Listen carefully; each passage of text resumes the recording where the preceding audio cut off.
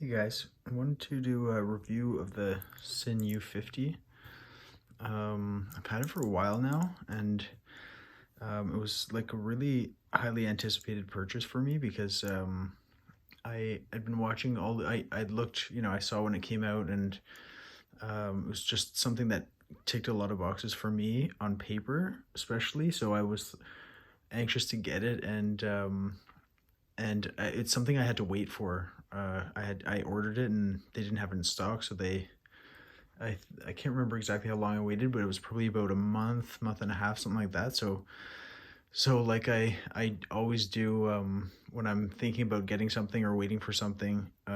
It's the first watch I've waited for actually. Normally I just watch all the videos incessantly on something that I'm interested in getting, and then finally, when I decide to get it, you just buy it and it comes, whether it's like usually used. Like I don't buy from the ADs usually, it's usually secondhand. So this one, I bought it and then I was waiting for it for a while. So kind of a different situation for me. And, there's all that, I don't know, anticipation, I guess, when it's like when you're waiting for it and you've already got it, so it was a little bit different situation. So I probably should have just not, I just like stopped thinking about it, but I didn't. And I was just watching all the videos I could. It was pretty new. I guess when I ordered it, it probably been out about a year, or I know it wasn't brand new. So there were plenty, like pretty much all of the media outlets that were going to review it already had by that point. So or at least like for the ones that were gonna cover it as a new watch. So I read all the reviews online. I watched all the videos, the standard videos, the lesser known videos, like this one, for example. I imagine if you're watching this one, you've probably watched all the other ones like I have. So and there were just a lot of points that people kind of either agreed on, like, and said, yeah, it's like this, it's really thin, it's great size, blah blah blah. And then some things, people had issues with, or did or didn't, like they disagreed on some points or whatever. So I was, yeah. So like I said, I was like really anxious to get it for myself and see where I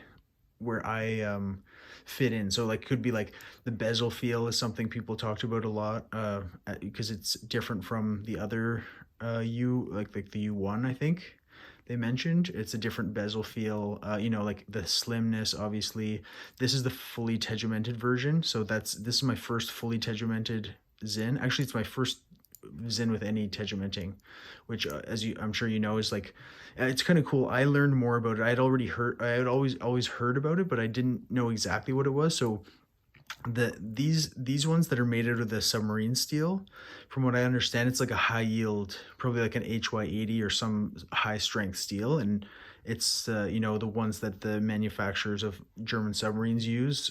I don't know, like I'm sure it's probably from the same supplier that they get it from, like the German Navy.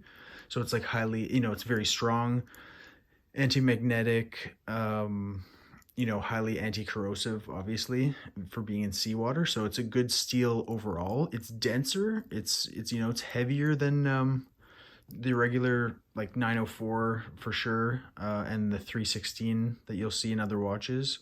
So it's heavy. It's denser. It's harder than those. The other two that I just mentioned. 316 is actually harder than 904, but 904 is more anti-corrosive, and I think it's and it takes a nicer polish. Those are the main things I think that why Rolex uses 904.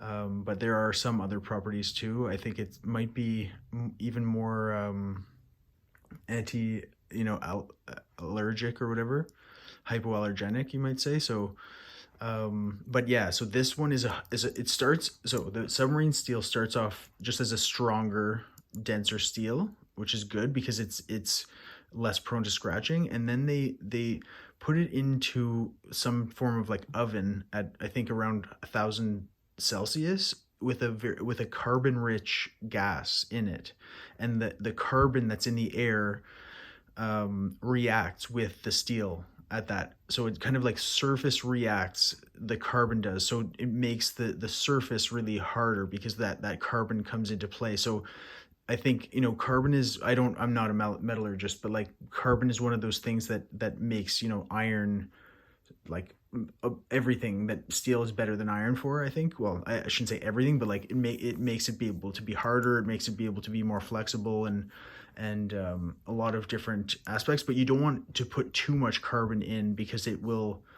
not have the characteristics that you want. But because you want the steel to have a whole bunch of different characteristics. So it's not just like a high carbon steel necessarily that you want, but the surface, I think, reacts with the carbon and it makes it way harder than the regular steel is. So that's at least my understanding of it. Somebody might be able to correct me or say if I've got that slightly wrong, but that's basically the tegimenting is just where they react it with a carbon rich gas, and it makes it really hard on the surface. So I think that's really cool, and I can tell, like, I've been wearing this watch. This is probably the first watch that I've had that I've like not gone a day without wearing. Now I wear other ones also, but like I do wear this all the time, and I haven't beaten it up, but there are no signs of wear that I can really tell.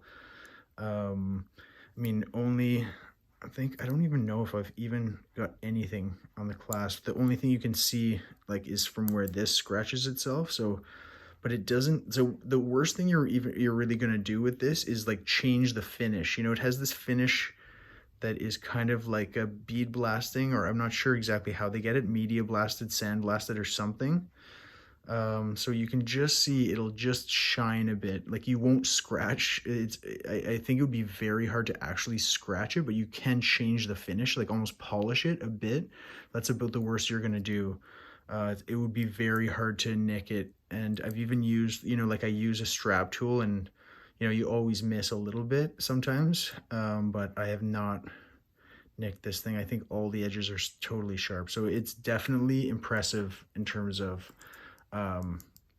compared to other steels. The tegimented steel is amazing, and I actually like the I heard a few different people talk about, like, was it heavier, was it not heavier, because it's slim. So I think some people felt like it was light, but if you go back and forth between this and let's say like a Rolex that's because got like a pretty much the same dimensions, even though this is a little bit slimmer. I'll talk about that in a minute, but it's definitely heavier than a Rolex of its size. Definitely heavier than anything, obviously, with a display back. Like, I have a Speedmaster that has a plastic crystal and a sapphire back, so that's like way lighter. So yeah, it's definitely got some heft in the hand. So anyway, so I'll kind of back up and I'll say what really attracted me to this watch. I always like the U1. So this is basically a stylistic copy of the U1, but instead of being 44 millimeters, and I think the U1's about 15 millimeters thick, this is a 41 millimeter, they call it, which it is, but and that's the bezel itself is 41, the outside of the bezel, and that's always actually how I measure a watch. No matter what people claim it is, I always just measure the outside, the biggest circle that the outside of the bezel can measure. So if the case is a bit bigger than that, or if in this case the case is smaller than that, because the case itself is actually 40 millimeters. I think I've measured it at 40, but the bezel is 41, and so that's what it visually will wear at. Like, for example, the Speedmaster is called a 42 because the case itself goes out to become a crown guard, and I don't really personally regard the Speedmaster as a true 42. So if you measure, I should have it now that I'm talking about it, but the outside of the bezel is, I think, right around 40. Now, so anyway, it's you can never say exactly what the millimeters of a watch are, because it just, in terms of how it wears, because they're all slightly different because of the shape. So, but yeah, so it's a 41 millimeters wide. So it's like a smaller version of the U1. And why the U1? I like, because another reason to buy this watch is because it's fairly affordable. I mean, this watch is more money than some people would ever want to spend on any watch. So in that case, you might not say it's affordable. It's like, maybe you think it's way overpriced. But in the scheme of watches, like if you're really into watches, mechanical watches, it's very affordable, and it's a great value proposition in my opinion. So, and anything that's like a great value proposition, especially if it's a tool watch, it's a diver, it's scratch resistant like this, it's like just a good it's just a good kind of um candidate to be your beater or your daily driver, whatever you want to call it. I don't know, so like I don't mean beater like just like smash it around and don't care about it, but it's just a watch that you don't have to care about, that's going to hold up, and even if you were to scratch it up or bang it up, it's not the end of the world, because that's kind of like what it should be used for. Different from something that's like more of a dressy watch or special occasion watch or whatever. So it was a great candidate for being that type of watch that you didn't have to worry about, because some of the other watches that I collect are actually, they kind of worry me a bit, just even like because they're going up in value, and it's almost like makes you think, God, should I, like, should I wear this to do that? Should I take it off? Like, it's kind of, I don't know. It's a weird thing, and people, you can just throw your criticism in the comments if you want, if you don't like people who do that with their watches, but that's how I am with my watches. I'm not gonna scratch them up or bang them around if they're too nice to do that. So yeah, that's one of the reasons I got it, is because it's just a great watch for that type of stuff. And it's also, I really like the design for a few different reasons. So I like the aesthetic of just the like extreme tool watch. I don't mean extreme over the top, but just like extremely focused on being just a tool, and to that end being obviously like usable, like legible, and to be like, I don't know, just not have any flourishes or any design elements that aren't just to be a useful, basically, clock. Like, it looks like a clock. Now, it looks a bit weird too. You might say like, oh, it's kind of like an extreme, it's almost like a fashion statement in itself, because it's a little bit weird. By that I mean like the very rectangular hands, and the I don't know, the red, everything about it. But at least as I see it, it just really makes a lot of sense the way it's designed. The markers are obviously super clear. They might not be as nice. Like, it might be nicer if there were some rounded, curves and shapes to the dial itself, but it's just being so blocky, it's just extremely legible. And the hands, like, it has these, I think people call it like the Lego hands, where it's like a block with kind of like bumps on it that you might connect things to, but it actually makes so much sense, because this watch, this is a watch that you could have in a photograph, like of somebody across the room, and you'd be able to tell the time in. It's like, it's just so legible from any angle, from any distance. So that's what the big rectangles achieve. But then you also have the smaller rectangle to get a lot of precision. And as other people said, the way it lines up, it's just very well done as well. So it's not just a fashion statement, or like, oh, let's do a super tooly looking watch just for the sake of it. Like, it's really, you can tell that it's just really well done and well thought out. So you can set it very precisely. You can tell fractions of the minute from the minute hand. So it just works. Like, it's highly legible, but then you have that little tick for the extra precision. So it kind of does both at the same time. So I think I just like that about the design. First of all, it's original. Like, I don't know every watch ever made, but I really do consider this to be an original design. So that's kind of got points in and of itself. But I just think they did a really good job.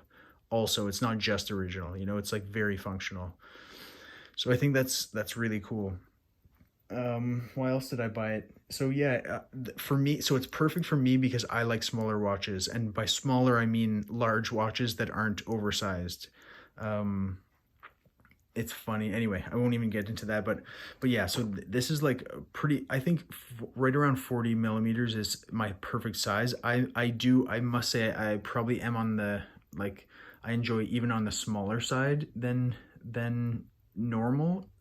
So I would even like a 38 or a 39, but it's great. Like this is about a 40. It's a 41, but you could almost argue that it's a 42 because the case itself is so, and it's got it does have minimal lugs, and they're not overly long too, because the lug to lug is a big part of the size, so that's partly the reason, like some people view the U1 as a watch that wears well as a 44, because if you had a 44 with large long lugs, it would make a big difference too in the wearability. But even though I have large wrists, I still like a classic sized watch, and so this is pretty great. I like I say, I wouldn't mind if this were a 38 or 39 even, but that's just kind of, it is slightly me being weird. I'm able to admit. But I hate when lugs get anywhere close to the side of the wrist, because I don't think watches are supposed to have lugs that go to your wrist. Like I see people feeling like a watch should fill up the entire top of the wrist, and I think that's just weird for me, because that's never how watches were supposed to be, or never were. Like no classic watch is supposed to go to the end of your wrists, so, but that's just my opinion. And I, even more than well, like sized watches in diameter, I'm even more of a stickler for slim watches. So this being just over 11 millimeters, it's pretty good. Now on paper, it sounds a little bit better than in real life, I think, for a couple of reasons. So some watches, like I have to compare it to Rolex. With Rolex, when you hear a dimension, so if you compared it to a Submariner, I should have picked like, but the old ones, they're probably around 12 to 12 and a half millimeters. So, which sounds like a big difference from 11.1. And that was like something that kind of excited me, because it's like 11, like that sounds like a significant difference. But to be honest, it's got a very flat case back, whereas the Rolexes have a conical section, and that conical section actually goes into there's kind of a divot like between the bones, and that conical section pretty much goes into your wrist. So you don't have that much of an advantage to getting rid of it, but on paper it makes it seem a lot slimmer. But if you have a flat back, it doesn't actually make a big difference into how it wears, in my experience, in how I wear watches. So this would wear kind of like, you might say, like a 12 millimeter Rolex, but also even though it's, I'm not saying it's not slim, it is a slim watch, but it does have a very chunky, I mean, as slim as it is, it does have a chunky side, where the mid case is like a big part of the thickness, because it has a slim bezel and it has a flat back. So it is a pretty chunky mid case for an 11 millimeter. So it's not as svelte as you might think an 11.1 or 11.2 millimeter watch should wear. It is chunky for that thin of a watch. So I'm not going to say it's not a thin watch, because it is, but it's not like as like, because I remember that I had an old James Bond style 300 meter Seamaster, the Pierce Brosnan one, and that was about 11 millimeters too, and that definitely wears more slim than this one does, in my experience, in my recollection, because I didn't have it at the time of this. But so anyway, that's just my ramble about, you can tell how into like slim and smaller watches I am. So yeah, so that's pretty much why I picked this watch. And that was what I was looking forward to it. And I've had this watch for quite a while, so it's I would have probably made a slightly different video if I had just unboxed it, because it was where I was just dealing with those things, that it was a little bit of a letdown, because it wasn't as much smaller than the U1, or it wasn't as small as some of the things on paper would have suggested. But anyway, that doesn't mean I don't like the watch, and this review will be better than that slight disappointed review I probably would have given right when I got it. So this is the first time I've actually like had some talking points, because there's a lot that I kind of want to say, even though I've been rambling on for 20 minutes already. But so I guess I didn't know whether to do the good, the bad, or the neutral first. So I guess I'll I'll do the things that I'm not over the moon about first. So I'll get the bad stuff out of the way. And I'm not saying it's bad, it's just my own opinion about what I think could be a little bit better. So first of all, the timekeeping on this one is not great. And to not great, I mean pretty bad for what I'm used to. I'm used to Rolexes and I'm used to watches that I've gotten serviced from a local watchmaker. So like my Speedmaster, he got it like spot on. So I'm used to chronometer or better. So, and I'm not saying like I'm not crapping on it, but it does make a big difference if that's what you're used to. Because this is I think like more than 10, it's about 10 seconds a day or even a bit more. So that really adds up, to be honest. Because it's an automatic, so I don't have to wind it. And as I say, I do use it all the time. I have young kids and I wear it to bed because I want to know, like, if they get up at 5 in the morning or something, I want to be able to look at my wrist. I used to wear tritium watches for that because like you can always see them in night, but this lume is really good and it lasts all night. So I wear it to bed. So I wear it every day, no matter what. So I don't reset it because it's automatic. So it does go off by like a minute off, 2 minutes off, like pretty fast, like 12, 13 seconds a day adds up pretty quickly. So it's got a Solita movement in it. I could open it up and play with it. I wouldn't do that. I don't want to service it just to fix that problem, because it's not a major problem, but it's just not something I'm used to. So something good to know. Maybe you could get one that's like plus 2 seconds a day, but this one isn't, and there's no guarantee on that because of the grade of the movement. So just something to know. So it has and these aren't like big bad points, they're just things that aren't like that could be better, but it has some really good anti-reflective coating to it, which is great because it like most people say, that it's almost like the crystal isn't even there. The only downside to that is if you have any smudge on it, because the whole rest of the crystal is so invisible, the smudge really is apparent. So and the coating can get scratched over time. So it's something it's just one of those things. But yeah, the anti-reflective coating is good, but the smudges like really pop out. So that's another thing. The clasp, yeah, this is another kind of weird thing. So I have no problem with the clasp really, and that's something that a lot of people mentioned. It's got like it's not state of the art. It doesn't have the best feel. Even mine, like this doesn't even snap in. Like it doesn't even, like most will like click. This kind of just like keeps going until it doesn't, so that's just like a haptic thing, but it's definitely secure, it's fine. And I was like, why are so many people, everybody's mentioning the clasp, like it's not good enough, it's old. But when I got it, I have to agree. There's a few things that make it not that easy to size or not that as comfortable as it could be. So these, so it's a very reasonable type of clasp in that it only has 3 holes, and that's because you could just keep I'm not going to be able to easily make this clear, but the difference between, so if you can imagine, I haven't measured it exactly, but imagine the distance between a full link is probably what 4 holes would be, right? So then you could either take a whole link, which would be 4 spaces, or then you could have 3, right? So that's kind of all you'd need. But if you look at the old Rolex ones, even the old Rolex ones, they'd have like a bunch of them. So it's like, oh, why would you have more holes than even the length of a full link, right? Because it's kind of redundant.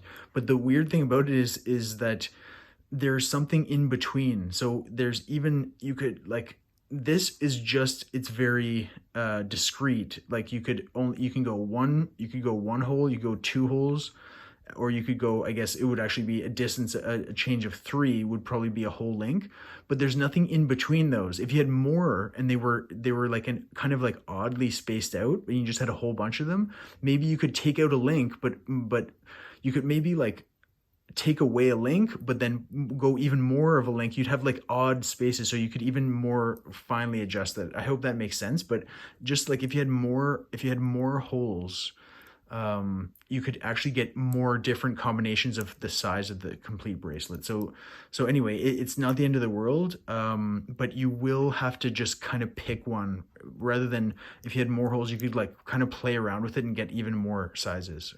So, and another kind of weird thing is that it's kind of it's a short clasp. Like for the Rolex ones, these old folding clasps, this folding part is actually longer. So when it opens up, it's a bigger, like I have big hands and big wrists, but I guess my hands are even bigger than my wrists comparatively, because when I open this up, it's almost like when I have it properly sized, it's almost like hard to like, not hard, but it's kind of weird to, it's barely fits over my hand. Like, whereas with a Rolex, like you can easily put it on because there's like a larger folding part. So that's just kind of another slightly strange thing that I'm not used to. You can see a smudge already on it. What else do I have? So yeah, there are just some slight sizing issues. And there's no tool-free adjustment, which is just, that would be a big bonus. I don't know, people say like at this price point, you know, can you forgive that? I don't know. I think it'd be worth, what's it gonna cost? Like just add it onto the cost, get a really good clasp on there and add it onto the cost. That at least it would be worth it for me for sure. So you have to size it slightly more loosely compared to more comfortable watches, because there are some hot spots on the bracelet too. They're, it's not that bad, but like this part, if you feel it, it's just a little bit it's just a little bit sharper and not as nicely finished as some, like as higher grade watches. So and because of how this is, if you wear it tightly, you will get you will feel not a sharp edge, but just not a smooth edge either. You know, not a round edge for sure. It's like it's. I'm not saying it's not finished enough, but it's just slightly uncomfortable if you wear it. If you wear it a little bit too tight, like a more comfortable watch, you could wear more tightly than this one for sure without feeling a hot spot. So and if you pair that with the fact that it doesn't have as many sizing options because of only the 3 holes, then you might have to get even looser than you would want it, because you know, if it's anything that's discrete, that's not like slidable, you'll have to pick something. So it'll have to be that just a little bit looser, as a result of all of those things that add up. So anyway, those are my small little negative points. And then I had another section called neutral points. So the things that aren't necessarily bad or good, but they're just not like, they couldn't count as like a good thing. So the bezel action, is pretty good. I'd call it neutral. Like I guess it's a 60 click. So that works fine. It's not as good as 120, but you know, I'd say it's good bezel action. It's definitely solid. Actually, this, I won't do it now, but you can force this. Why not? For the sake, you can force it the other way actually, and now it's even looser. But so whatever. I don't care if it goes back. I'm not. I dive, but it's not going to be a problem. I haven't dove with this watch yet. Or I don't know if I even will, because it's been a long time since I have gone diving, but I've swum with it, and you can actually read the time even without, a funny thing I just learned this weekend, you can actually read this watch without goggles. It's probably the only watch that I've ever tried, like just swimming and going under in a lake and just looking at it, and you can actually tell the time.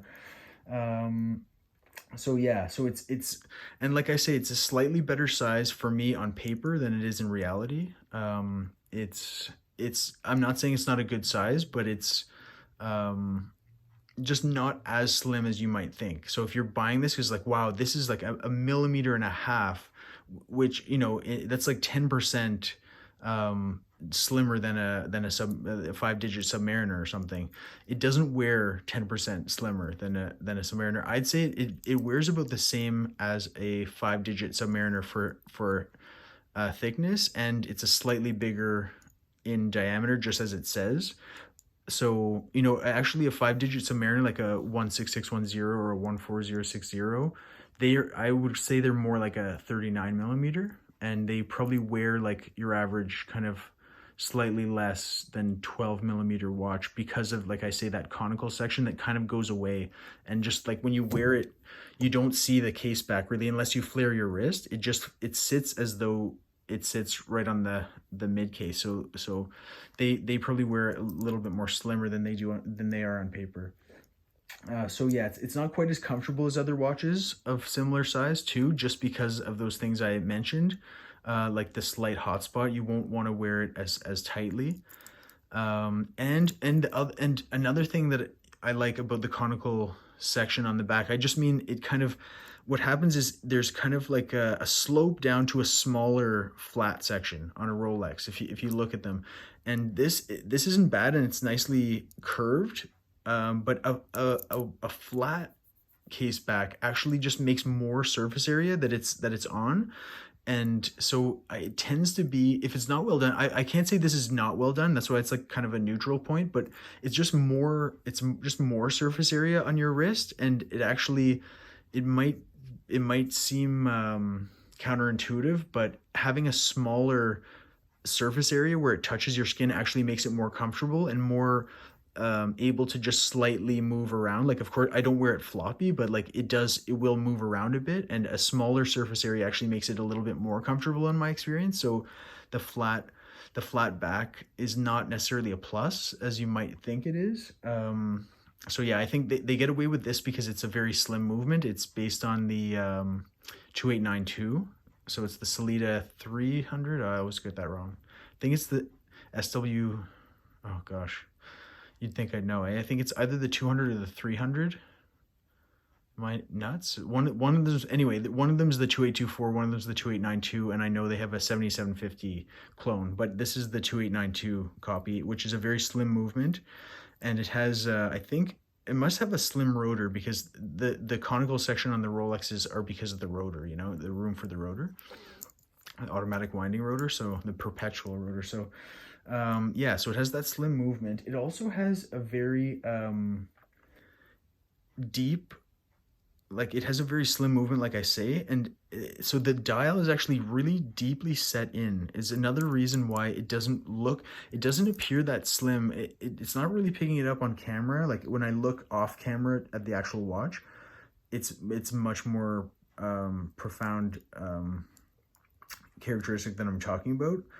It looks very deep in it, so it kind of, which takes away from like a look of slimness, you know, because it looks like the dial is so far away from the crystal. It's not extreme, but like it really, in person, I take my word for it, it really looks like the crystal is, I mean the dial is deeply set in there. So, and you don't see the slimness head on, but you do see the deep dial. So it doesn't appear to be a slim watch when it's on your wrist. So that might not matter to you at all, but if you like the look of a slim watch, this doesn't really have it straight on because of the depth of the dial. So that's just something. It's really not, I couldn't say it's good or bad, but it's just kind of a neutral point. But for me, I guess it would be slightly, it's not as good as if it were, you know, if they had, because like a lot of higher end watches, they take pride in having like not much depth inside the case, I think, you know. So that's those are kind of the neutral points that I found. So the good things about it, so like I said, the original design, definitely you get extra points for that. You get design points. I don't want to wear a copy, you know. Like there's nothing wrong with the copy, and everything copies and borrows and shares, and you know, obviously Rolex is just as guilty as that as a lot of like mainstream brands are. But at the same time, you'd have to say, you know, like they're pretty original, at least. Even if they kind of stole it, it was so long ago that it's become their thing now. So yeah, so you don't want to have a copied design. So the fact that this is an original design is definitely a strong point for me. And obviously paired with the fact that the design works so well for what they're trying to achieve with the design, like I talked about. So yeah, I think it's just a great design. Now, I guess another neutral point is that it is such an extreme tool watch that it's not as versatile as something that's a little bit like classier, or like dress upable or dress diver. Like this is not a dress diver. This is only a tool watch. So whether it doesn't necessarily scream dive watch per se, especially that is because it's not huge and it's not thick, and it doesn't have anything, I mean, apart from the bezel, it doesn't really have anything you know that's relevant only to diving. But yeah, it's a tool watch. It's not a dressy watch. So it kind of, it does pigeonhole the look into just that type of aesthetic, but there's nothing wrong with that. I think it's great, but it is kind of a neutral point because it could take away from the versatility. So anyway, I'm going back to neutral points, but yeah, so like I said, it's super legible. The tegimenting is amazing. The way they've created the bezel, it's captive, like these screws hold it in place, and it's milled, like it's made. I haven't taken a look at it, but the way it's made, you can tell it lines up perfectly. I know it, like you can put it off with parallax, but I guarantee you this, and this is not the case with all Sinn watches. I've had Sinn watches that didn't line up. I actually had my 103, the printing was actually off. So it wasn't that the bezel wasn't aligned. The printing on the dial, it was a printed dial. This is yeah, this is like carved out. This is like debossed, or I don't know what you call that, but the printing on my other Sinn was actually like, it wasn't concentric with the cannon pinion, so it was just a bit off. So no matter what you did, no matter how you could align the bezel, it would never line up. So that was kind of odd. But this one, it's been constructed to be perfectly lined up. Like every click, I know it's not like on a Rolex you have to, if it's got aluminum insert, you have to line it up yourself, and most people just like, because it's 120 click, they'll just put it in somewhere and it's usually close enough. But I'm weird anyway. I won't say what I do with Rolexes. So I actually, like, I'll look for a little nick in the bezel itself, the outer bezel, and then I'll make sure it like lines up, because I'm just anal about that. But yeah, so the bezel lines up perfectly. You can tell the screw is exactly here, and they're all 20 minutes apart, and they're totally lined up. It's built like that. So that's definitely a big point for me, because I hate when things aren't aligned. The loom is great. I've heard people, like, I've even seen, I think, was it Bruce Williams or something, showed it like fading really quickly, but I think that's a bit misrepresentative of the actual case, because it's not really, a lot of dive watches or like highly loomed watches that are super bright, it's not about how bright it is, it's whether it lasts for a long time and it's legible in the dark. So there's no extra points for having a very bright loom, like especially if you just take it out of a flashlight, like you don't need very bright loom. It has to be legible in the dark, and especially this is legible all the time. So this lasts all night for sure. Like I just hold it up to an LED light before I go to bed usually, because like I say, I actually do use this thing in the I want to know if is it 5 in the morning, is it 6 in the morning, is it 7 in the morning, because my kids, like I want to get them back to sleep if it's too early, because I'm not getting up that early. So yeah, this works all night, no problem with the loom. And part of that, it's not necessarily a credit to whatever formula they use. It's always down to how much surface area and how much they've applied to it. So this definitely has the surface area. I'm not saying it's amazing loom, but it's definitely effective. So as long as it's effective, that's all you need, because your eyes are going to be adjusted to the dark anyway. So it does not have to be bright. It just has to keep working. So definitely got to check for that. The crown position is awesome. I like that. I like, you've probably seen, I wear it on my right wrist.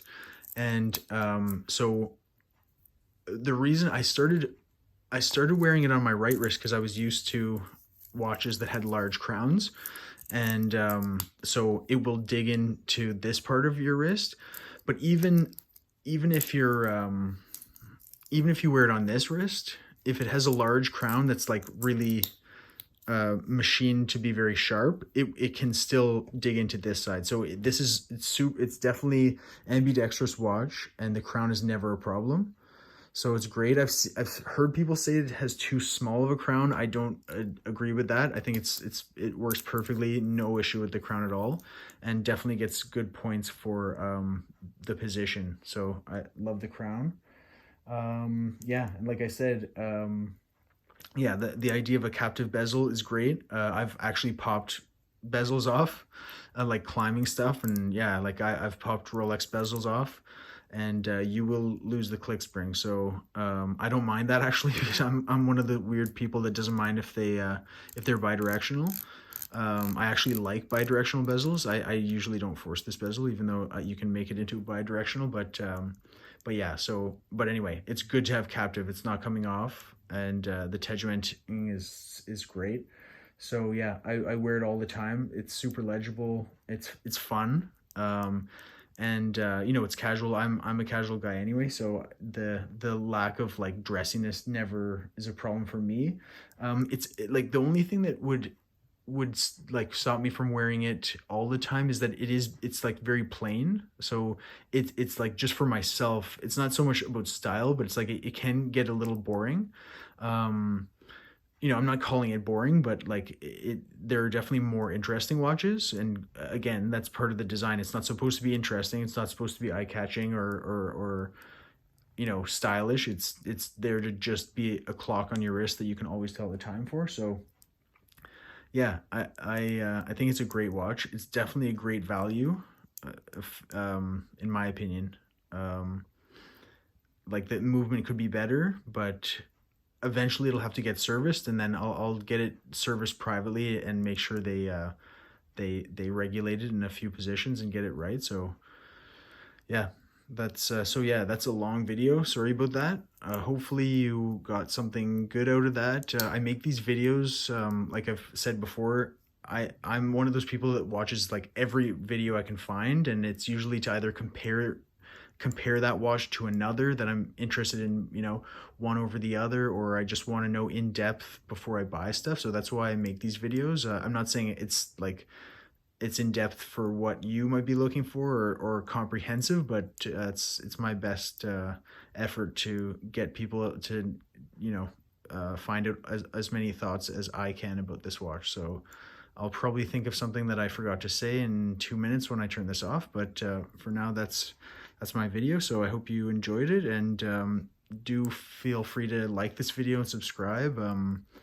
I don't make videos often, but it's cool to hear people, and I'm always happy to like answer questions if you have them, or make a video about some of the watches in my collection if you have specific questions about it. So yeah, feel free to do that, and thanks for watching, and I'll see you next time. Thanks, bye.